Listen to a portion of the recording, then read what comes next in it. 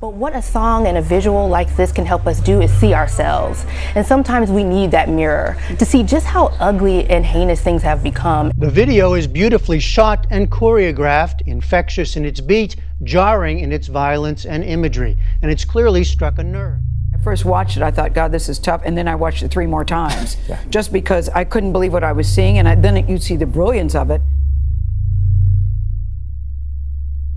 There's a hip-hop music video trending now across the country by Childish Gambino that has a lot of conservatives upset because they feel he's pointing out things about police brutality in that video and gun violence. In just a few days, a music video called This Is America has been viewed almost 55 million times. And of course, they want no one attacking them about their guns, but I looked at the video and what I saw from Mr. Gambino was an attempt to take a mirror, put it in front of the American people and say, this is what we have become. Take a look at ourselves. Just like, I think it drives right home. You can't miss it. You can't miss the point. And he's not preaching, he's showing, he's not telling. Right. You know? This was an incredible music video. Amazing. Not only on like the technical end of just pure filmmaking, but just on the metaphors and the issues raised and all that stuff. The video is awesome conceptually, but here's some of my problems.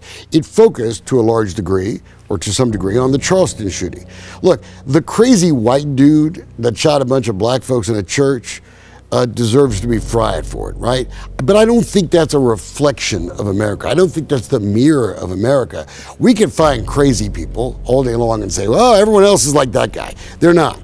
Second, look, a lot of violence is caused in communities by the people who live there.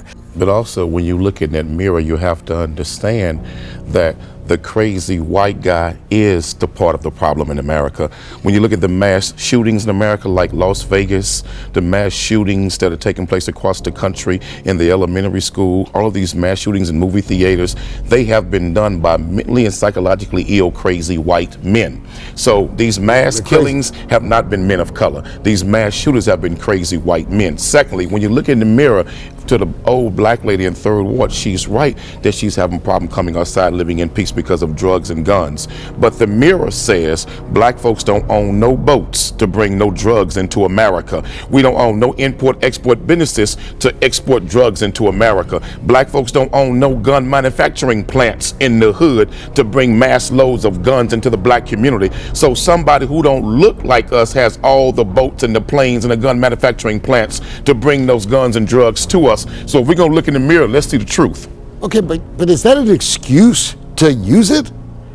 Absolutely not at all. So then why do we always go there? Why do we always blame others for the choices that people make? No one has to choose to be a gangbanger. No one has to choose to drive by and shoot up a house, whether you're black, white, or green. And look, I get it, but these mass shootings, if you look at it compared to the daily violence that goes on, is nonsense. What I don't want is the devil to throw the rock, hit the victims in the head, hide his hand, then blame the victims for the crime.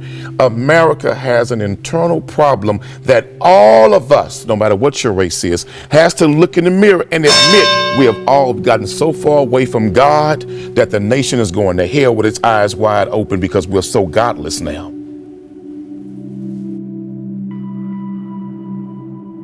It is fashion's biggest night, so the beautiful people were out, and there were plenty of head turners at the Met Gala in New York. This year's theme was Heavenly Bodies, Fashion, and the Catholic Imagination, and they were very creative, weren't they?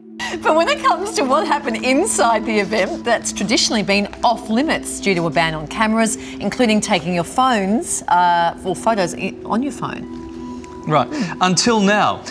I am where Christ decides who goes to heaven and who goes to hell. So I feel fairly important in this outfit, I have to say. Serving up divine fashion inspiration.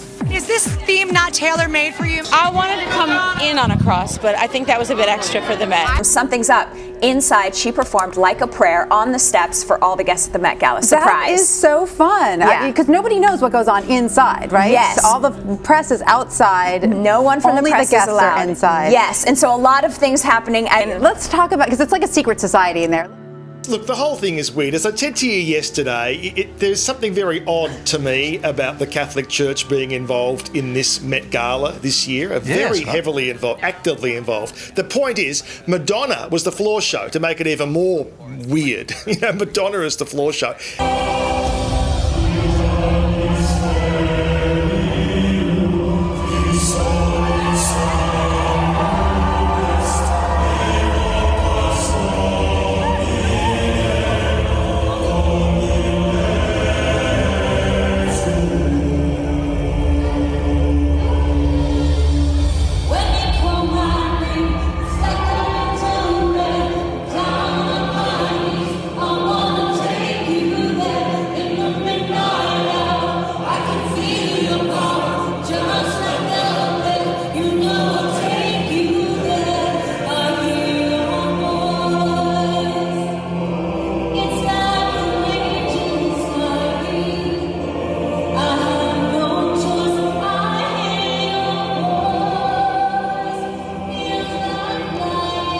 So I wonder what Cardinal Dolan made of all of that. There you go, Madonna stealing the show, doing the floor show. It's actually quite beautiful. It is, yeah. Especially with the monks. This year's exhibit, Heavenly Bodies, Fashion and the Catholic Imagination, providing fashion inspiration that could only be described as heaven sent. Cardinal Dolan, the Cardinal of New York, was there in attendance. Chance you'll get up and perform tonight. Right now I'm performing.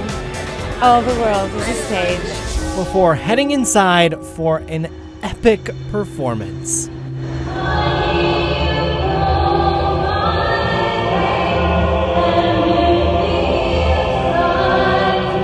And she also debuted a new upcoming single called Magic. A little snippet of that. Katy Perry in Versace and wings on the red carpet. And inside, showcased on Vogue's Instagram account with other big stars and the new Costume Institute exhibit. They were there to celebrate.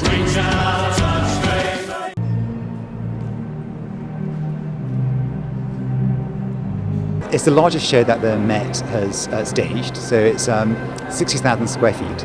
And it covers really the whole breadth of the museum, from when you enter the museum to the very pinnacle of the show, of the museum.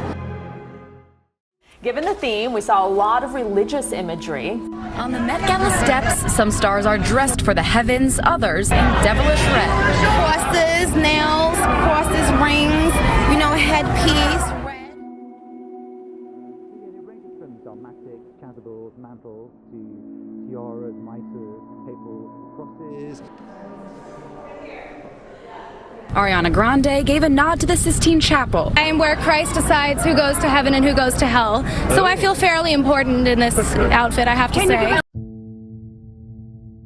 Okay, a Disney World tradition is coming to an end. The annual Night of Joy Christian Music Festival is over after 35 years. The resort says the decision was made in the interest of, quote, continually changing our offerings. Well, don't worry, Disney says various Christian groups will still hold concerts at the resort in Florida, but some are saying Disney is undermining Christian values. In fact, I just saw a whole article about it where, and this is just, I don't want to generalize all Christians because I know all Christians are more inclusive than what I'm about to say. But what I saw, they said not only were they getting rid of that Christian festival, but also they didn't like the idea that I guess Mickey, there's the, the Mickey Mouse ears. There's the rainbow ones in support of LGBTQ. There's also, there was the gay scene in Beauty and the Beast. And this article said that there's all these things going on that are undermining Christian values. I see it as being more inclusive. But as far as the festival goes, I talked to someone that I know that actually works at the resort in Florida. And she said, and this is just speculation, this is just hearsay from one person that works there, but trying to give a little insider perspective. She said that when that festival would happen, that a lot of the Christians would let loose. Because some of them, majority of them would be teenagers, and they were going to, Night of Joy is right. Yeah, things got things sometimes can get a little secular. We get it. It got out of control.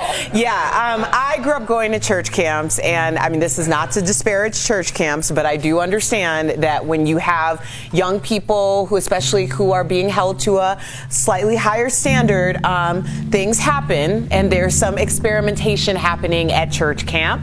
I would say in terms of the diversity of Christianity, I wouldn't say that, I could see that being a bigger problem between teenagers who are excited over the LGBT. Erica, you are doing some dancing over there, girl. What? Erica, what's going on at those camps? Well, I did have my first open mouth kiss. Dang, Erica. At church camp. I left with a scar because neither one of us knew what we were doing, and he had just gotten his braces in. It tore my lip. Jesus, I get it. Did you take that as a sign? Yes. Okay. Yes. What person has the power to kind of like, how much work goes into trying to shine a light on these issues, and then just, you know, one person does a video and look at the influence. It's like how they say a picture's worth 1,000 words. Yes. And this video, 50 million views almost. I looked at it right before I came here. It's jumping exponentially every hour. Wow. And this video has, it's so much put into one thing, and it just like, I think it drives right home. You can't miss it. You can't miss the point. And he's not preaching, he's showing, he's not telling. This video and this song, it opens with an act of horror. It does. It does. And it's one of the most arresting things I've seen in a long time, where enjoying the music and then I went, oh! Yeah. Right. What has, I think, been this reaction? What was your initial reaction to it? I mean, my initial reaction was just pure shock, right? Yeah. You know, I'm used to, like a lot of America, I'm used to Donald Glover being this very affable comedian. So friendly. Yeah. He smiles, so he dances. clever, yes. Right. Yeah. You look at him on Community and things like that. In Atlanta, I think you have a different take on his brand, and this obviously represents a different shift in the conversation. So watching it, I was like, wow, and then I was like, oh, I mean, the violence came out of nowhere, just needlessly shooting people, but his position in the video clearly is this is America. People are shooting others with no warning, as if lives don't matter, and then going on their merry way and dancing around the issue. And there have been so many, you know, if you look online, so many analysts have looked at this video in different ways. Because these are issues that are, again, affecting everyday Americans, from school shootings to policing in black and brown schools. These are the issues that are affecting us. And that's why he says this is the America. This is the America that we live in daily, this America that is so chaotic with so many things that are on the 24/7 news cycle that it's hard to even take them all in. So that's why we have this really jaunty, upbeat, track music laced soundtrack. But then we also have chaos erupting in the scenes behind him. Every time that there's a gun in the video, there's somebody that runs in with a towel to really like carefully handle it, but all of the people that he's shooting are just kind of left. The point here, the commentary is very, very crystal clear, but it's done in such a gorgeous it's not way. done in I think I'm struck by how jubilant he looks dancing into the room, and it talks about, to me, the scene shows the abruptness of violence when it's visited in America. Like there's no warning, there's no precipitation around what's going to happen, and here it is, this very joyous black choir in the midst of jubilation and celebration, immediately gunned down. And then I think, as I've been saying to a lot of people, the crazy thing to watch about Glover's performance throughout this video is how much he goes from the moment of like wanton violence to shifting his face just to a whole nother emotion. The choreography of him and the dancers and the way the camera's moving and the way that the whole thing flows through the space with everything going on behind it, it's like, in my opinion, one of the most beautiful choreographies I've ever seen. Yes, yeah. I mean, and when you look at like some of the things that Glover was doing in the video, it's really incredible. I mean, you know, because like I said, everyone can kind of watch it and see different things that suddenly speaks to them, and that's the strength of powerful art. Yeah. You know, when I saw the video and saw how he was moving, the facial, you know, what he was, the faces he was making, things like that, I said, whoa, you know, that reminds me a lot of like the Jim Crow era, and you know, white people and and that was blackface the thing. and that It kind was of like thing. where Alex Jones saw voodoo, I saw minstrels, Yes. which added is a a statement. whole other layer. But see, I see voodoo when I look at Alex Jones. Right? I see voodoo because he screams and he turns red until his skin is about to pop like he wants to be Ric Flair or something. Yeah. And you know, just to like summarize this whole thing, what Donald Glover did is what Kanye West is trying to do. Exactly. He is speaking directly to the people and the issues in a way that's brilliant and transformative. He's dealing with illusions. You know, people say, oh my God, he shot the people in the choir. Dylan Roof fellowshiped with those people before he murdered them in cold blood, before those officers picked him up. And what I consider to be like a silent, you know, thank you, they bought him a burger. Yeah. This is America. This is what happens here. And until Alex Jones, Pierce, whoever the guys, until they acknowledge this stuff, the things that they say, it can never hold any weight. It's interesting when you mention the Kanye West thing because it's like, you know, this came right on the heels of that whole Kanye West explosion. We talked about it on this show. And it's not surprising that like many of the kind of lazier hot takes on the video is comparing like Glover to Kanye. But what I see in Donald Glover is a man who likes to live behind his art. He likes to let his art speak for his politics. Where Kanye is more of an out front, I'm the personality, I'm the art kind of artist. But Donald Glover seems to really live in a space of collaboration. He seems to be a person who loves to make us confront the ugly and the vile parts of American history. In that regard, he makes me think not only of an artist like an early Kanye in the heyday of his career, but also someone like Kara Walker or Hank Willis Thomas, who too do these very visually arresting pieces that make us grapple with the best and the worst of America. The only one is the devil to throw the rock, hit the victims in the head, hide his hand, then blame the victims for the crime. America has an internal problem that all of us, no matter what your race is, has to look in the mirror and admit we have all gotten so far away from God that the nation is going to hell with its eyes wide open because we're so godless now.